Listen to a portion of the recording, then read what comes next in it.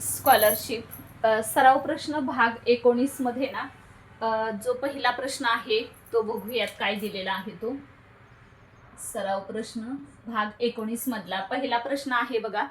24च्या सर्व विभाजकांची बेरीज किती हा दिलेला आहे. आता पहिली गोष्ट काय क्लिअर पाहिजे बघा, विभाजक कोणाला म्हणायचं आणि विभाज्य कोणाला म्हणायचं.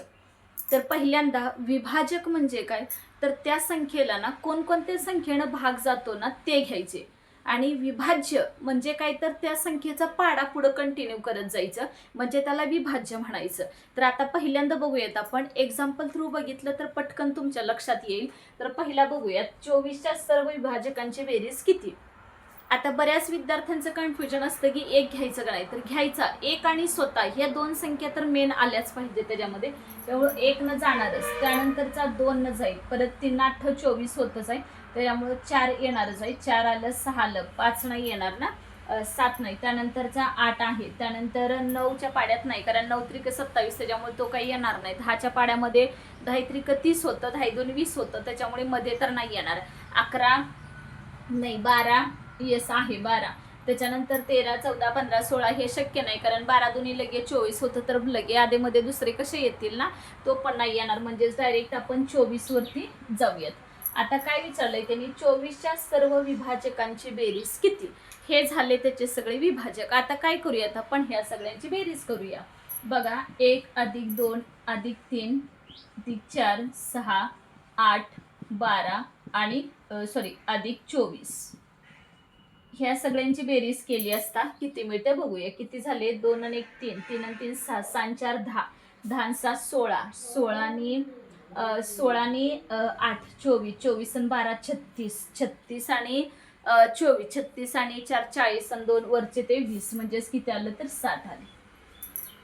तोंडी तुम्ही सुद्धा बेरीज करायची ना की उभी आडवी मांडणी करत वेळ बिलकुल घालवू नका. तुम्ही सरावासाठी अशी सवय करा, एकदा तुमच्या ब्रेनला अशा गोष्टींची पटपट करायची सवय लागली ना तर ती फिक्स होऊन जाईल. म्हणजे असं नाही की कुठलं पण एक्झाम्पल आहे हेच नाही, बेरीज असू दे वजाबाकी असू दे, तोंडी तुम्ही करायला शिका म्हणजे वेळ वाचेल तेवढा. 17ची पुढचा आता बघा आलाय इथं नेक्स्ट क्वेश्चन. विभाज्य इथं पहिला काय बघितलं होतं, पण विभाजक बघितला होता. आता काय बघायचं आपल्याला, विभाज्य बघायचं आहे. मग काय करायचं, 17ची 6वी विभाज्य सांगितल्या. मग आता इथं 17ची सोडून द्यायचं का नाही, तर 17 गुणिले 1 हा एक विभाजकच आहे ना तो. 17चा पाडा म्हटल्याशिवाय तर 6 येणारच नाहीये, त्यामुळे 17 गुणिले 1 हे तुम्हाला धरावंच लागणार आहे. आणि 17 गुणिले 1 17, मग त्याच्यानंतर हा 1 झाला तर 6वी सांगितलंय. म्हणजेच तुम्हाला 17 गुणिले 6 हे सुद्धा माहित पाहिजे. 17 सख्ख किती येतं तर 102 येतं. त्याच्यामुळे डायरेक्ट तुम्हाला आधेमध्ये लिहित बसायची गरज नाही. 17 34, 17 1 51 वगैरे असलं बिलकुल काही लिहित बसू नका. 17 17 चौक 68, 17 5 85, 17 सख्ख 102. त्याच्यामुळे डायरेक्ट आपण 102 पर्यंत पोहोचलो, काही प्रॉब्लेम येत नाही. आदले मधले लिहित बसायचे नाही कारण त्यांनी सांगताना काय सांगितलंय, 17ची 6वी विभाज्य संख्या कोणती. आले लक्षात. विभाज्य आणि विभाजक ह्या दोन्हीतला नीट फरक समजावून घ्या. त्यानंतरचा आहे बघा, 42 या संख्येच्या एकूण विभाजकांची संख्या किती. परत प्रश्न आलाय कोणता, तर 42 या संख्येच्या एकूण विभाजकांची संख्या किती. वर काय केलं होतं, विभाजक काढून त्यांची बेरीज करायची होती. आता इथं काय सांगितले, फक्त विभाजक किती आहेत ना ते मोजायचे आणि लिहायचं. तर पहिला 1 येणार हे तर फिक्स. 2 न जाऊ शकतो कारण 2 एकक स्थानी किती आहे त्याच्यात 2 आहे, त्याच्यामुळे त्याला 2 ने भाग जाणार म्हणून 2 आला. त्यानंतर 3 काय येणार, कारण 4 आणि 2 मिळून 6 होतं ना म्हणून 3 येणार. 4 येणं शक्य नाही, 4 न काही भाग जाणार नाही. 5 नाही, परत 6 न जाऊ शकतो बघा, 6 न जाईल कारण 6 7 42, 6 परत 7 आला. परत 8 येणार का, नाही येणार ना, 8 नाही, 9 नाही, 10 परत 11 12 13 14 येईल बघा. 14 28 14 42 पाडेपाठ आहेत म्हणून सांगू शकतो. पाडेपाठ नसले तर आपल्याला सांगताच येणार नाही. तुम्ही सुद्धा पाडे नीट पाठ करा. 14 त्यानंतरचा 14 नंतर 15 16 ते मध्ये आले कुठं नाहीच आहे कारण 28 34 42 झालं. डायरेक्ट तुम्हाला 21 दुनी 42 आणि परत स्वतःच 1 42 1 42 किती झाले बघा, 1 2 3 4 5 6 7 8 आलेत लक्षात. म्हणजे ह्याचं फायनल विभाजक आन्सर किती असणार आहे, तर एकूण विभाजक किती झाले ह्याचे तर 8 हे तुमचा आन्सर असणार आहे. कळाले ते एकूण विभाजक विचारलेत ना सर किती आले, तर विभाजकांची संख्या टोटल किती आली, तर 8 आलेले आहेत। इथं बेरीज काही त्यांनी सांगितलेलं नाही, त्यामुळे आपण बेरीज करत बसण्यात काही वेळ घालवायचा नाही। केली तर काही नको नाहीये, तुमच्या सरावासाठी तुम्ही करा, पण इथं प्रश्नामध्ये विचारलेलं नाही म्हणून मी काय आता करत नाही। आणि बेरीज काय सोपी आहे, तुम्ही करू शकता, त्याच्यामुळे तुमचं तुम्ही प्रॅक्टिससाठी म्हणून करा। आलेत लक्षात विभाज्य आणि विभाजक ह्या दोन्हीमध्ये काय फरक असतो आणि कसं सोडवायचं असतं, काय दिल्यानंतर कशा पद्धतीनं त्याच्या प्रश्नांची लेवल कुठं राहते आणि काय सोडवायला लागतात। विभाज्यांमध्ये सुद्धा गोंधळ करू नका, साधा लक्षात ठेवायचं, विभाज्य म्हणजे पुढं पाडा म्हणत जायचं, आणि विभाजक म्हणजेच त्याला कुणी कोणकोणत्या संख्येनं भाग जाऊ शकतो हे म्हणजे काढणं, म्हणजेच काय असतं तर विभाजक असतं। नेक्स्ट चौथा प्रश्न बघूयात। चौथा प्रश्न बघा, दिलेला आहे तुम्हाला, यम अधिक 85 बरोबर 210 आहे, तर यम बरोबर किती। आता ह्याला दोन पर्याय आहेत, एक ऑप्शन टाकून पण बघू शकतो, आणि दुसरी गोष्ट तुम्हाला डायरेक्टली पण सॉल्व्ह करायला येतं। तर एक काम करायचं, इथं हा अधिक 85 मध्ये आहे, तर तिकडे गेल्यावर काय होणार, वजाबाकीमध्ये जाणार, म्हणून काय करायचं, ह्याचा यम बरोबर किती आला, 210 वजा 85, म्हणून इथं काय करायचं, हा अधिक असल्यामुळे ह्याला वजा करून टाका, 210तून 85 घालूया, 210 मायनस हा 85, म्हणजेच किती आले बघा, इथं 20तनं 8 गेलं म्हणजेच 12, आणि 10तनं 5 गेले 5, 125 आलं। जर उत्तर आपलं चुकलंय असं काही शंका वाटत असली तरी सुद्धा तुम्ही तुमचं बरोबर करू शकता। बघूयात बरोबर आहे का नाही, ह्या दोघांची बेरीज करायची, 85 आणि 125 मिळवलं का बरोबर 210 येतं का नाही हे चेक करायचं। बघा आता 5 आणि 5 10 झाले, 0 हातच्या गेला किती, 1 8 आणि 2 10 आणि 1 11 आणि 1 आणि 1 2, म्हणजे होऊ शकते, काय प्रॉब्लेम नाही। तुमचा पर्याय क्रमांक कितवा येणार, तर चौथा येणार। अधिक असेल तर वजा करायचं, वजा असेल तर अधिक करून घ्यायचं, हे फक्त सिंपल, मग साधे डोकं लक्षात ठेवायचं नाही। ह्याच्यामध्ये किती मिळवल्यावर म्हणजे ह्या 85 मध्ये किती मिळवायला पाहिजे म्हणजे उत्तर 210 येतं, ह्याचा अर्थ 210 वजा 85 केलं म्हणजे काय मिळवायचं हे तिथं उत्तर तुम्हाला मिळून जाईल। कळालेला सहावा तप्ते, ठीक आहे। पुढचा बघा आता, पदावली टाईपच आहे ॲक्च्युली हा, आणि पण अपूर्णांक पण दिले आहेत आणि हे पण दिलेलं आहे, बिना ह्याचं पण आहे, पदावली विथ अपूर्णांक असं म्हणता येईल। बघा काय करूयात, ह्यांचं पहिल्यांदा गुणाकार करून घेऊयात। आता कॅन्सल व्हायला बघा, ह्या 25ला हा 25 घालवा, गेला, ह्या 25ला हा 25 गेला, अखंड ह्याच्यामध्ये शून्य राहिला म्हणायचं नाही, किती राहणार, अंशाला एक छेद गेला, अंशाला दुसरा एक छेद गेला, तर त्यांचं एक राहतं, शून्य नव्हे, त्याच्यामुळं 1 आला, अधिक 0 गुणिले 5 आलं, ठीक आहे। म्हणजे शून्यानं आता अधिक आणि गुणाकार असे दोन क्रिया आपल्याकडे राहिल्या, त्या दोन्ही क्रियेपैकी कंचे भागो बेव प्रमाणे पहिल्यांदा आपण गुणाकार घ्यायचा, मग 0 गुणिले 5 केल्यानंतर किती आलं, तर 0 झालं, म्हणून 1 अधिक 0 उत्तर किती येणार, तर 1च येणार, कारण कोणत्याही संख्येला शून्याने गुणलं तर उत्तर किती येतं, तर 0च येतं, त्यामुळे 0 गुणिले 5 केलं, उत्तर 0 आलं, आणि 1 अधिक 0 म्हणून 1 आलं। त्यानंतरचा पुढचा बघा, 10 गुणिले 10 भागिले 10 परत गुणिले 10 भागिले 5 गुणिले 5 परत भागिले 5 गुणिले 5 असं दिले, सगळे भागिले गुणिले भागिले गुणिले। काय करायचं, कंचे भागो बेव प्रमाणे पहिल्यांदा हा वरच सोडवूया, 10 गुणिले कुठल्या दोघांमध्ये आहे, तर ह्या दोघांमध्ये 10 भागिले 10 किती येणार, 1 झालं, आणि परत गुणिले 10, ठीक आहे, इथल्याचं परत खाली बघा, 5 गुणिले ह्या 5 भागिले 5चं उत्तर किती येणार, 1 आलं, आणि गुणिले 5 झालं, आलेत लक्षात। आता काय करूया, वर अंश अंशात सगळे गुणाकार आहेत, गुणाकार करून घेतला तरी चालेल किंवा कॅन्सल केले तरी चालतील, पण बेस्ट बी आपण काय करूया, कॅन्सल करूयात, का आता इथं दोन्ही केले तरी सोपेच आहे। बघा आता वरच्यांचं 10 10 100 झालं, आणि 5 5 25 झालं, आणि 25चा पाडा पाठ असल्यामुळे 25 चोक 100 म्हणजे 4/1 येणार, मग 4/1 म्हणजे किती, 4च झाला ना, त्यामुळे कंचे भागो बेव प्रमाणे हे व्यवस्थित इम्प्लिमेंट करून तुम्ही सोडवा। कळाले कशा पद्धतीने सोडवायचं आहे ते, फक्त सराव पटपट होणं गरजेचं आहे। एक्झाम्पल खूप क्रिटिकल असतात असं नाहीये, तर आपण एक्झाम्पलकडे बघण्याचा दृष्टिकोन व्यवस्थित असणं गरजेचं आहे। आपल्याला सुटत नाहीत म्हणजे एक्झाम्पल अवघड आहेत असं नाहीये, तर आपण तेवढा सराव करत नाहीये म्हणून आपल्याला पटपट एक्झाम्पल सुटत नाहीत। कळालेत आता कशी सोडवायचे आहेत बघा, एकदा नोट डाऊन व्यवस्थित करून घ्या।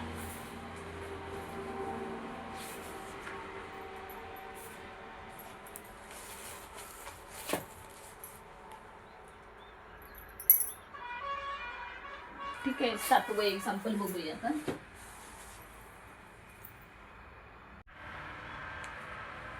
7वा प्रश्न बघा. काय दिलेला आहे तो, पाऊणशे वजा पावशे आणि अधिक अर्धाशे तिन्ही तुम्हाला शेच्या फॉर्ममध्ये दिलेले आहेत. तर शे म्हणजे काय असतो, शेकडा. त्याच्यामुळे पहिल्यांदा दिलेला कोणताही पाऊणशे म्हणजेच पाऊण भाग घ्यायचा कशातला, 100तला. किती येणार, 75. वजा पावशे म्हणजे 100तला कितवा घ्यायचा, 1 भाग घ्यायचा म्हणजेच पाव झाला, तो किती येणार, 25. अधिक अर्धाशे म्हणजे शेकड्यातला किती घ्यायचा तुम्ही, 50 घ्यायचं, फक्त 100तलं 50 येणार, म्हणून इथं झालं किती, 50. आता करा बेरीज बघा. 75 वजा 25 म्हणजे 50 झाले का. 50 अधिक 50 किती होणार बघा, इथं करूयात. ह्याच्याबद्दल पूर्ण 75 वजा 25 50 आलं, अधिक 50 म्हणजेच किती आलं पुढं, 100 झालं का. पण 100 ऑप्शनमध्येच नाही ना, 100 ऑप्शनमध्ये आहे का, नाहीये. मग आपण काय करायचं, ऑप्शनवरून जायचं, कुठला येऊ शकतो बघूया. पहिलाच बघा, 1 शतक 100% बरोबर आहे. 100 म्हणजेच किती होणार, तर 1 शतक. हा पर्याय क्रमांक किती असणार आहे, तर पहिला. 1 दशक काय येणार नाही, कारण दशक म्हटल्यावरती 1 वर 0 एकच पाहिजे असतो, इथं तर 2 आलेले, म्हणून 1 दशक कॅन्सल झाला. 1 एकक काय येणार नाही, कारण वरच्या 2 शून्य नको होत्या, म्हणजे 1 एकक आपण म्हटलं असतं. पुढचा 1000 काय येणार नाही, कारण 1 वरती 3 शून्य पाहिजे होत्या, इथं आपल्याकडे 2च आहेत, त्याच्यामुळे 1000 हा सुद्धा ऑप्शन काय झाला, कॅन्सल झाला. हा गेला, हा गेला, राहिला कोणता, फक्त 1 शतक. ओके, कळालेत कसं करायचं आहे ते. त्यानंतर बघा, 5 लक्ष भागिले किती दिले बघा, 5 लक्ष भागिले 5 सहस्त्र अधिक 50 दशक आणि वजा परत 5 शतक बरोबर किती येणार आहे. पहिलं 5 लक्ष, लक्ष म्हटल्यावर 5 वरती 5 शून्य आल्या पाहिजेत, लक्ष आहे म्हणून 5 2 3 4 5 एकक दशक शतक हजार दश हजार आणि लक्ष झालं. भागिले 5 सहस्त्र सांगितले म्हणजेच किती ना, 5000 भागायचं. 5 सहस्त्र काय आणि 1000 काय, दोन्ही सेमच, म्हणून 5000. त्यानंतर अधिक 50 दशक म्हणजेच 50 आणि अजून 1 शून्य द्यायचं, वजा 5 शतक म्हणून 5 आणि 2 शून्य देऊया. इथला 50 दशकचा अर्थ कळाला, 50 दशक होतं म्हणून 50 लिहून त्याच्यावर 1 शून्य दिला, आणि इथं काय दिलंय तर वजा 5 शतक म्हणून किती झाले, 500 झाले. आता ह्या 5 लाखाला 5000 भागूयात. असं करण्यापेक्षा असं मांडून घेतलं तरी चालेल, किंवा हे काही इथल्या 3 शून्याला हा 3 शून्य गेल्या, मग राहिलं काय, फक्त इथं बघा, ह्या 3 शून्याला पण इथल्या 3 शून्य घालूयात. मग काय राहिलं, 500 भागिले किती आले, 5 आले, आणि अधिक हे 500 वजा 500 तर 0च येणार आहे, तरी आपण करून बघूयात पुढं. 500 आणि वजा 500 भागाकाराचं पहिलं मिटवूयात, किती आलं, 100 आलं का. आणि इथं अधिक 500 आणि वजा 500 एकूण एकच झालं बघा. हा 100 आणि 500 केलं तर 600, 600 वजा 500 म्हणजे 100च मिळणार आहे, आणि इथं अधिक 500 आणि वजा 500 जरी केलं ना, तरी उत्तर किती येणार आहे, 100च येणार आहे. कळालेत काय असणार आहे. मग आता 100 हे आन्सरमध्ये ऑप्शनमध्येच नाही तुम्हाला, मग 100 साठी काय पर्याय असू शकतो बघा. 1 सहस्त्र तर म्हणू शकणार नाही, कारण 1 सहस्त्र म्हणजे 1 वर 3 शून्य असायला पाहिजेत. इकडं जे आपलं उत्तर आलेलं आहे त्याच्यामध्ये 1 वर 2 शून्य येतात, म्हणून तो ऑप्शन येणार नाहीये. 1 सहस्त्र गेला. 5 दशक, 5 आलेलंच नाही तर दशकाचा विषयच नाही, कॅन्सल. 1 शतक होऊ शकतंय, कारण 1 शतक म्हणजेच 100 झालं ना, त्याच्यामुळे हा पर्याय क्रमांक 3 तुमचा बरोबर आहे. आणि 100 दशक म्हटले, 100 आणि अजून 1 शून्य असताना, तर मग तुम्हाला अजून 1 शून्य पाहिजे होता, म्हणजे त्याला आपण 100 दशक म्हटलं असतो, त्यामुळे हाही पर्याय कॅन्सल. म्हणून पर्याय क्रमांक कोणता बरोबर आहे, तर 1 शतक हा तुमचा पर्याय बरोबर आहे. कळालेत कसं करायचं आहे ते. त्यानंतर बघा नेक्स्ट, 10चा वर्ग, प्रश्न वाचा. 10चा वर्ग भागिले 5चा वर्ग परत गुणिले 5चा वर्ग, तर बरोबर कितीचा वर्ग येईल, म्हणजे जे आपण उत्तर काढणार आहे का, तर तो कितीचा वर्ग असणार आहे असं विचारलंय.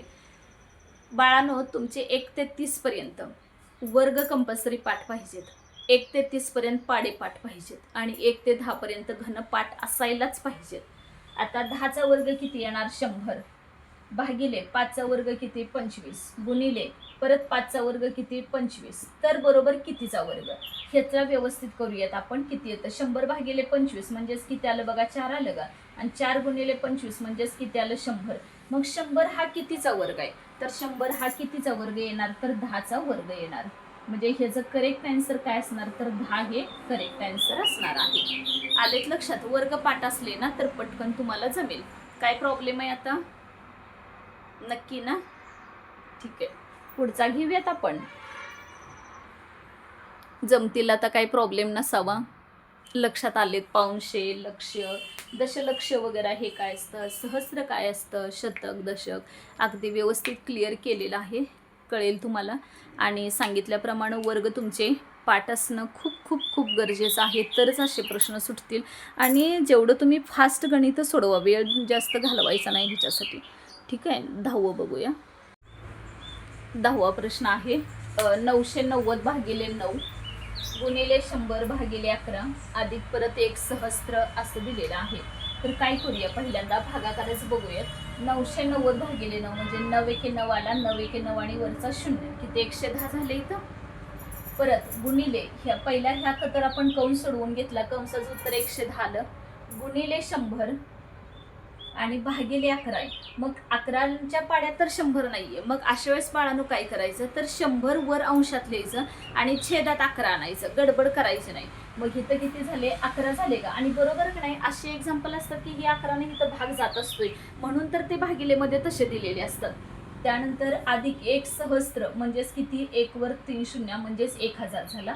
आता काय करायचं, यांचं पहिल्यांदा गुणाकार आणि अधिक आलेला आहे, तर पहिल्यांदा आपण गुणाकार घेऊयात. आता 11नं ह्याला गुणलं तर की 11ने 110ला 11नं भागायचं, म्हणजेच किती झाले बघा, 11 10 110 म्हणजे 10 गुणिले 100 आलं का. आणि अधिक किती झालं, हे 1000. मग हे किती झाले, 1000 अधिक 1000 म्हणजेच उत्तर तुमचं किती आलेलं आहे, तर 2000. ठीक आहे, मग 2000 ऑप्शनमध्ये नसलं तर दुसरं काय असू शकतो बघा. एक तर ह्याचं उत्तर असं असू शकेल की 20 शतक, नसेल तर 200 दशक, 200 दशक असं सुद्धा असू शकतं, किंवा 2 सहस्त्र असं सुद्धा ह्याचं उत्तर असेल. कळालंय कसं शोधायचं, काय करायचं असतं असल्या गणिताला. त्यानंतरचं पुढचं बघा, सेम पदावली टाईपमध्येच आहे, पदावलीच म्हणावं लागेल टाईप म्हणण्यापेक्षा. 150 इथं काय करूया, आता 50च्या 75च्या पाड्यामध्ये 50 नाही, सेम परत प्रॉब्लेम आला.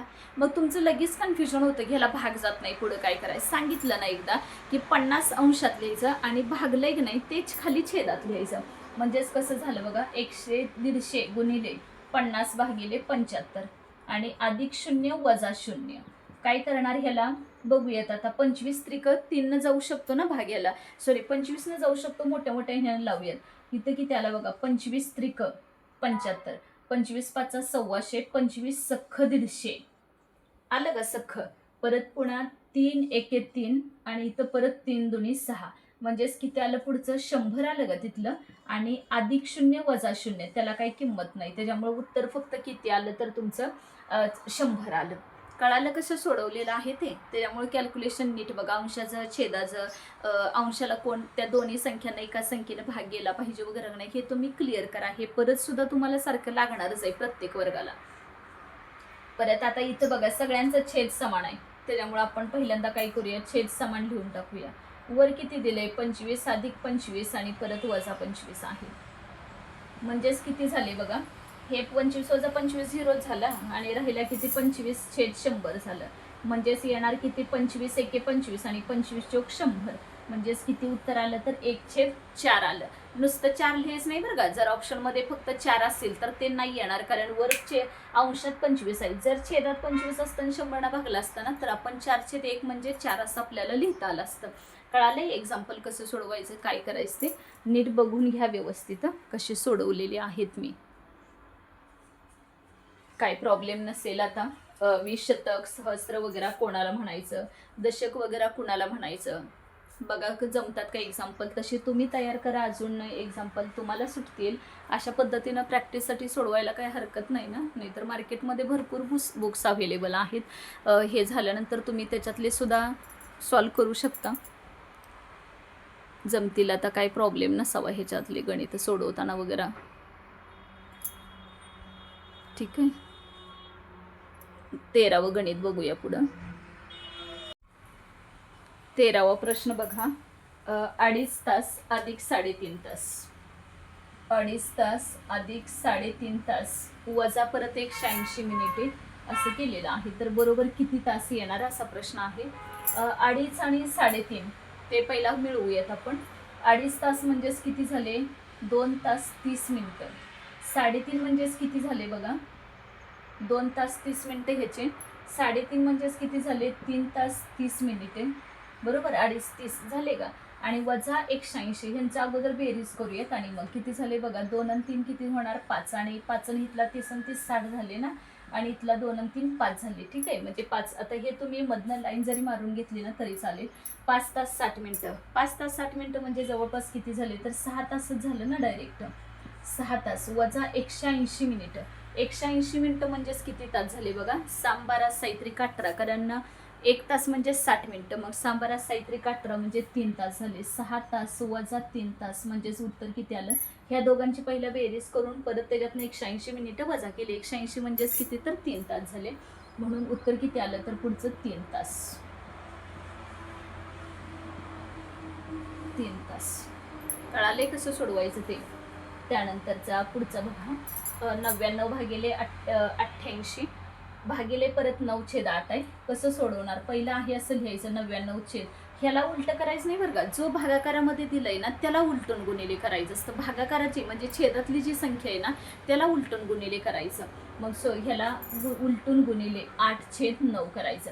ह्या अंश, हा अंश आहे बरं का, ह्याला काही करू शकत नाही, हा पूर्ण अंशात धरायचं कारण त्याला पूर्ण हे भागिले आहे म्हणून. परत गुणिले किती झालं, 11/11. आता सिंपल लॉजिक आहे, 11ला 11 तर गेला, 9 म्हणजेच किती झाले बघा, 9 एके 9, 9 एके 9 म्हणजेच 11 आलं तिथं. परत पुन्हा 11 एके 11, 11 8 88 झालं, 8 एके परत 8 म्हणजेच राहिलं किती बघा, फक्त आणि फक्त ह्याचं फायनल आन्सर किती येणार, तर 1 येणार. कारण 11 एके 11 इथं पण गेलाच ना, तो घेण्यात पण काय अर्थ नाही. 11 एके 11 सगळंच गेलं, राहिलं शिल्लक काय, फक्त एकच राहिला. त्याच्यामुळे शून्य नाही म्हणायचं, सगळंच गेलं म्हणजे शून्य येणार का, तर नाही. हे गुणाकार भागाकाराच्या क्रिया असतात तेव्हा तिथं एक शिल्लक राहणार. पुढचं बघा, आता 9 भागिले स्टार आहे, अधिक 8 भागिले स्टार अधिक 13 भागिले स्टार बरोबर 10. तर स्टारच्या जागी कोणता समान अंक येईल. सगळीकडे स्टार आहे म्हणल्यावर समान अंक तर येणारच आहे. मग काही सगळे ऑप्शन्स आपण घालत बसायचे का, तर बिलकुल नाही घालायचे. सगळे ऑप्शन्स घालत बसला ना तर खूप वेळ जाईल, आणि जर चौथा पर्याय असला तर तुमचं 3 जे तुम्ही सोडवण्यात वेळ घालवला तर तो खूप वेळ वाया, आणि आपल्याला वेळ वाया नाही घालवायचा. इथे एक सिंपल ट्रिक सांगते बघा काय करायचं. अपूर्णांकांची बेरीज करायची. अपूर्णांकांची बेरीज भागिले ना हे जे अपूर्णांकाचं उत्तर आले का ते उत्तर करायचं. मग किती येणार बघा, आता अपूर्णांकांची बेरीज केल्यानंतर 9 अधिक 8 अधिक 13 आणि भागिले उत्तर किती आलं होतं 10. 9 आणि 8 आणि 8 किती झाले बघा, 9 8 आणि 16 आणि 1 17, 17 आणि 13 17 आणि 3 किती झाले 20, 20 आणि 10 किती झाले 30, 30 भागिले किती येणार 10 म्हणजेच 10 त्रिक 30. उत्तर किती आलं तर 3 हे असणार आहे, कारण स्टारच्या जागी किती येईल तर 3 हा अंक येणार आहे स्टारच्या जागी. कळालेत का. आणि आता चेक करून बघूयात आपण, जर इथं 9/3 केलं अधिक 8/3 आणि अधिक 13/3 तर बघा आन्सर येतं का. 9 आणि 8 आत्ताच केलं होतं ना आपण, 30/3 म्हणजेच उत्तर 10. बघा बरं आलं का नाही. म्हणजे ह्याचा अर्थ स्टारच्या जागी किती असणार आहे तर 3 हा उत्तर असणार आहे. बघा काय करायचं, अपूर्णांकांची बेरीज वरच्या म्हणजे अंश आहेत का, अपूर्णांकाच्या अंशांची बेरीज असं म्हणूया आपण हवं तरी. अपूर्णांकाच्या अंशाची बेरीज असं करू.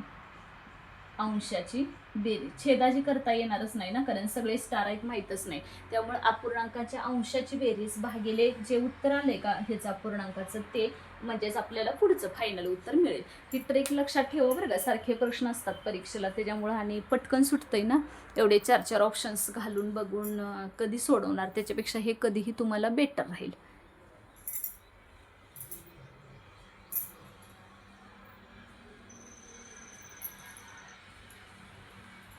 कळाले असतील. एकदा नोटबुकमध्ये व्यवस्थित नोट डाऊन करा, दगा करत बसू नका, व्यवस्थित नोट डाऊन करा. शेवटचा अपूर्णांकाच्या अंशाची बेरीज भागिले त्याचं अपूर्णांकाचं उत्तर आलंय का ते लिहायचं. म्हणजे समज आता तिथं किती आलंय बघा, 9 भागिले स्टार अधिक 8 भागिले स्टार अधिक 13 भागिले स्टार बरोबर 10 आहे की नाही, हे त्याचं उत्तर आहे रे बाळा. मग सगळ्या अपूर्णांकांच्या अंशांची बेरीज केली म्हणजे किती आलं, 9 अधिक 8 अधिक 13 आलं का, हे सगळ्यांची बेरीज करायचं आणि भागिले तो उत्तर आले की नाही ते उत्तर करायचं. म्हणजेच बरोबर तिथंच त्या स्टारच्या जागी काय आहे की नाही ते मिळून जाते. ते जे पुढं 3 उत्तर आले की नाही ते म्हणजे स्टारच्या जागी घालायची किंमत आहे थोडक्यात असं म्हणायचं. आणि सगळीकडे समान अंक म्हटलंय ना, त्याच्यामुळं ऑप्शन क्रमांक बघ कोणता येणार, तर तिसरा ऑप्शन क्रमांक ह्याला करेक्ट असेल.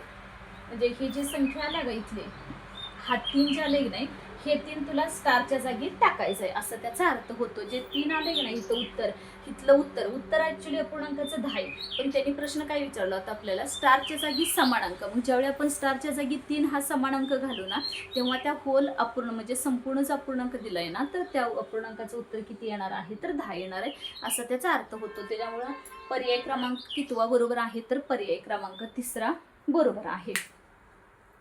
ठीक आहे, आला असेल लक्षात आता. नेक्स्ट 16वा कंटिन्यू करूया.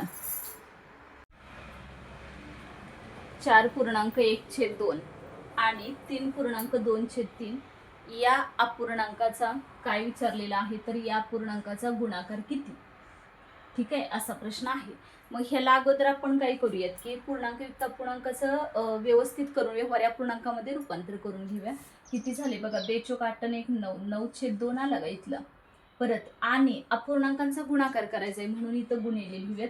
3×3 = 9, ह्या दोघांचा गुणाकार 3×3 = 9 आणि 9 आणि 2 किती झाले, 10, 11. 11 किती आलं, 3 आलं का. आता पुढच्या ह्याला काय करूया, छेद समान असमान ह्याचं काही आपल्याला देणं घेणं नाही, कारण गुणाकार अपूर्णांकांचा गुणाकार आणि भागाकार करताना ना छेद समान असो नसो काही बघायचं नाही. किती येणार तिथं, 3×1 = 3, 3×3 = 9 करूया. 3×1 = 3, 3×9. मी खाट का मारत नाही, कारण ते कॅन्सल झालेलं तुम्हाला कळणार नाही म्हणून मी खाट मारत नाही, सरळ गोल करूया. गोल केला ह्याचा अर्थ तो म्हणजे झालाय त्याच्यातनं कॅन्सल असं. इथं 3 आलं का, 3×3 वर किती राहिलं बघा, 33/2 आलं का.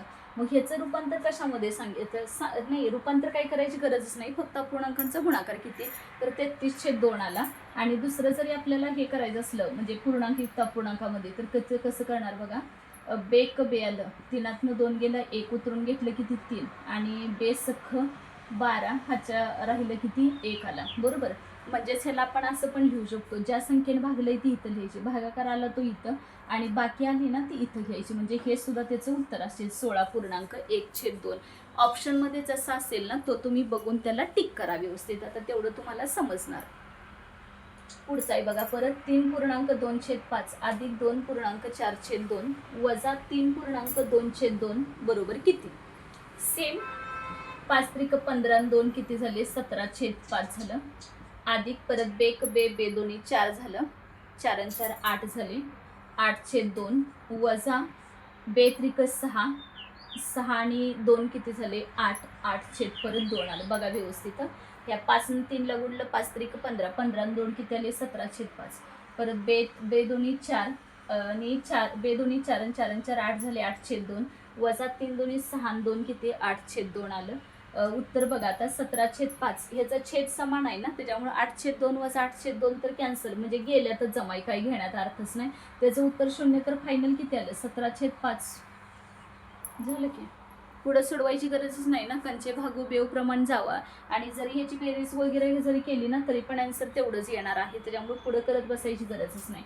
ह्याचं जरी वेगळं काय असलं तर असं असू शकतं बघा, 17/5, 5×15 आणि 7तनं 5 गेले 2, म्हणजेच उत्तर किती येणार ह्याचंच फायनल जरी म्हटलं तरी आपण ज्यानं भागलंय ते इथं लिहूया. भागाकार 3 आला आणि बाकी 5×15 आणि 2 17 आलं, म्हणजे हे तुमचं कन्फर्म आन्सर असणार.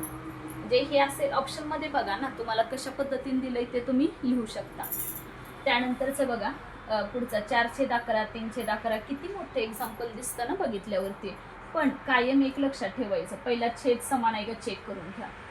छेद समान आहे का, तर आहे. काय करायचं आहे, या बेरजेचे पूर्णांकयुक्त अपूर्णांकातील योग्य रूपांतर कोणते. पहिलं बेरीज बघूया, सगळ्यात छेद समान आहे त्याच्यामुळे 11 लिहून टाकूया. बेरीज बघा, 4 + 3 + 9 + 6 + 4 + 8 आलं. सगळ्यांची बेरीज केली तर किती झाली बघा, 4 आणि 3 7, 7 आणि 9 किती होणार, 16, 16 आणि 6 किती झाले, 16 आणि 6 22, 22 आणि 4 26, 26 आणि 8 किती होणार, 26 आणि 8 आलं, म्हणजे 34, 34 भागिले किती होणार, 11. बघा अजून एकदा चेक करा, 4 आणि 3 7, 7 आणि 9 7 आणि 7 14 15 16, 16 आणि 6 22, 22 आणि 4 किती झाले, 22 आणि 4 26, 26 आणि 8 34, 34 छेद 11 म्हणजेच हेच आपण असं पण लिहू शकतो. बघा खाली 11, 11 त्रिक 33 आणि वरचा 1 आला का बघा बरोबर. कळालेत? आता हे ज्यांना कळालेलं नाही त्यांनी एक काम करा, भागाकार करून घ्यायचा. 34, 11 त्रिक 33 आलं, राहिला किती 1 म्हणून इथं ज्यानं भागलंय का ते लिहायचं, भागाकार इथं आला आणि बाकी आहे ती तिथं घ्यायची. आलेत लक्षात? म्हणजे हे झालं कोणतं, पूर्णांक युक्त अपूर्णांकामधील रूपांतर झालं. समजलेत कशा पद्धतीने सोडवायचं? भागाकार बघा व्यवस्थित दिसतोय का? करायला काही प्रॉब्लेम नाही, तुमचं तुम्ही करू शकताय. तेवढा काय भागाकार एवढा टफ आहे असं काही नाही. फक्त 11 त्रिक 33 बरोबर का कळालेला असावा. 11 त्रिक 33 आलं आणि मग 34 मधून 33 गेल्यावर 100% किती एकच राहणार ना, म्हणून मग 3.1 छेद 11 हे त्याचं उत्तर आलं. कळालेत कशा पद्धतीने घ्यायचं आहे, एक्झाम्पल कशी सोडवायची, पूर्णांक युक्त अपूर्णांक रूपांतर कसं करायचं असतं, गुणाकार कसा करायचा, अंशाचा गुणाकार, छेदाचा गुणाकार कशा पद्धतीनं सोडवायचं आहे ते. ठीक आहे, नोट डाऊन करा व्यवस्थित.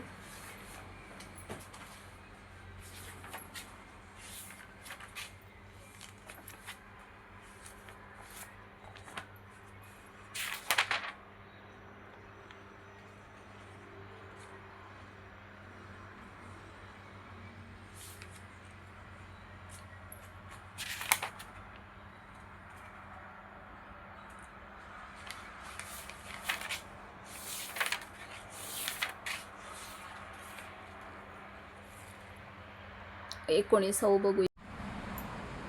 बोर्डवर तुम्हाला एक आकृती दिसते बघा, तर त्या आकृतीचं तुम्हाला काय काढायला सांगितलंय, तर हे जे दिलेलं आहे तर या आकृतीची ना परिमिती काढा असा प्रश्न आहे.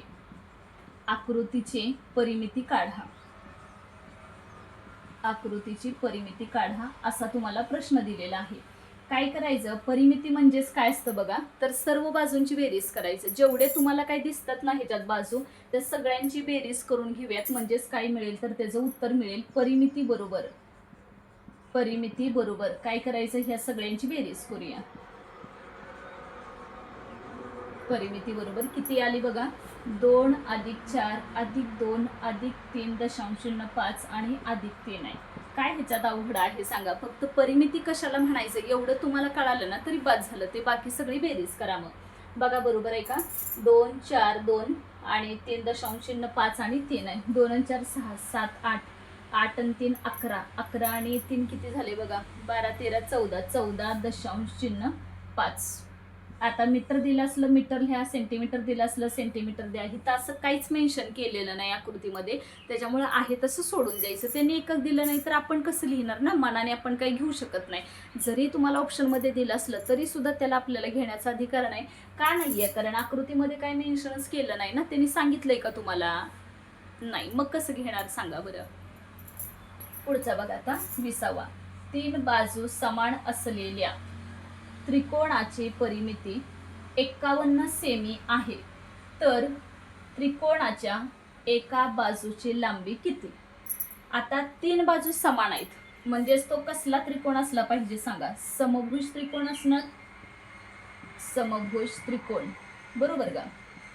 ही पण बाजू समान, ही बाजू समान, हा ABC धरूयात. जेवढी AB असणार आहे तेवढीच BC असणार, तेवढीच तुमची AC असणार. मग समभुज त्रिकोणाला काय सांगितलंय त्यांनी बघा, हे सगळ्या बाजू समान आहेत. परिमिती किती दिल्या त्यांनी? 51 दिल्या. म्हणजे तिन्ही बाजूंची बेरीज केल्यावर 51 येणार आहे. मग तिन्ही बाजू तर सारखेच, मग सिंपल लॉजिक लक्षात ठेवायचं. 51 भागिले 3 करा, म्हणजेच किती आलं बघा, 17 त्रिक 51. म्हणजेच सेंटीमीटर मीटर काय आहे का? काहीच नाही, सेंटीमीटर दिलंय म्हणून 17 सेमी येणार. ठीक आहे, किती आलं उत्तर तुमचं? तर 17 सेमी. कारण त्रिकोणाच्या तिन्ही बाजूंची बेरीज त्रिकोणाच्या तिन्ही बाजूंची बेरीज म्हणजेच परिमिती असत्या आणि ती 51 आल्या. आणि मुळात तुमचा जो त्रिकोण आहे ना तर तो समभुज त्रिकोण आहे.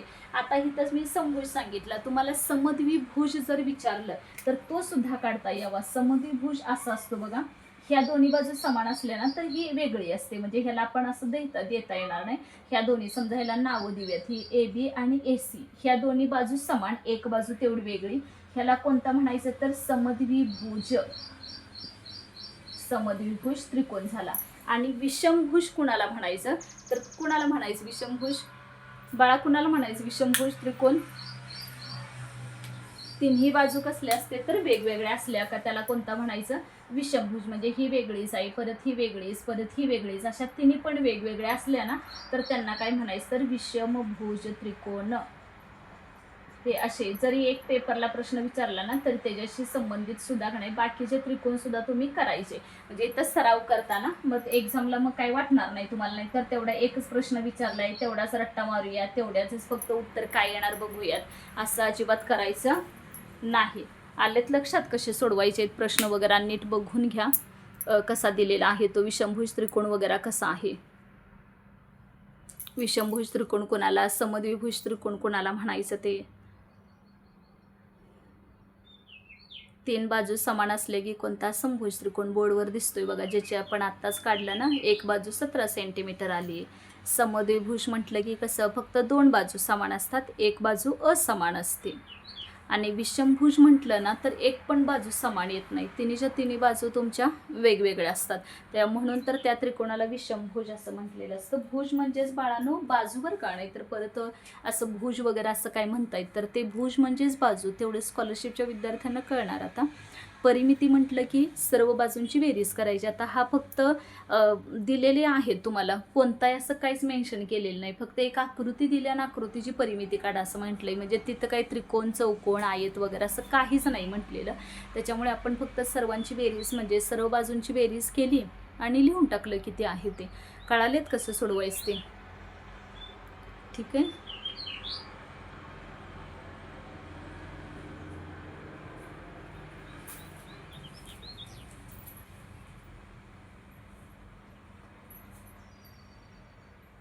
बाळा लिहून घेणार आता बोर्डवरचं. हां कळाले.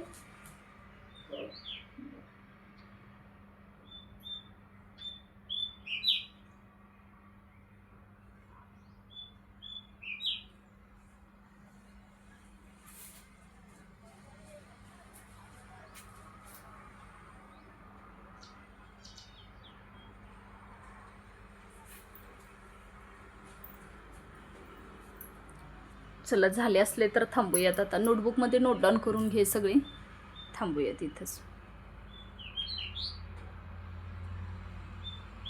इथं बोर्डवर आता काही शंका नाही ना तुला, समजलेत ना सगळे. चालते. राहिलेलं काय असतील तर उद्या सांग, आपण उद्याच्या ह्या लेक्चर्समध्ये बघूयात. राहिलेलं तुझ्या काही शंका असतील तर क्लिअर करूया.